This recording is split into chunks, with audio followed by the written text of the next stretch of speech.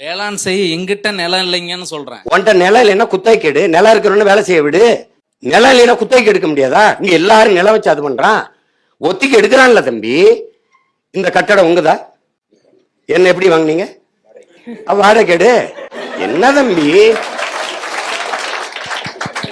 நான் படிக்காம ஊருக்கு போய் குலத்தொழில் செய்யணும்ன்றீங்களா? ஏய், வேளாண்மை தொழில் அல்ல தம்பி, வாழ்க்கை முறை, வாழ்க்கை நீ கலாச்சாரம், பண்பாடு. இங்க பாரு, ஏன் தொழில் இல்லைன்னா, தாய் குழந்தைக்கு பால் ஊட்டுறது எப்படி தொழில் இல்லையோ அப்படி பூமி தாய் தன் பிள்ளைகளுக்கு சோறு ஊட்டுறது தொழில் இல்ல. வேளாண்மை என்பது வாழ்வியல் முறைடா தம்பி. டேய், அப்படி சொல்லாத, அப்படி சொல்லாத. உனக்கு பிடிக்கலைன்னா விட்டு, குலத்தொழில்னு சொல்லாத. அது குலத்தொழில் இல்ல, குல தெய்வத்தின் தொழில். அதை புரிஞ்சுட்டு பேசு. வேளாண்மை என்பது உலகத்துக்கு உணவு நிக்கிற தெய்வத்தின் தொழில்.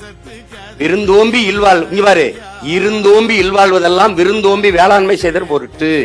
உழவினார் கைமடங்கின் இல்லை, விளைவதும் விட்டேம் என்பார்க்கும் நிலை. சுழன்றும் ஏற்பின்னதும் உலகம், அதனால் உழந்தும் உழவே தலை. புரியுதா உனக்கு?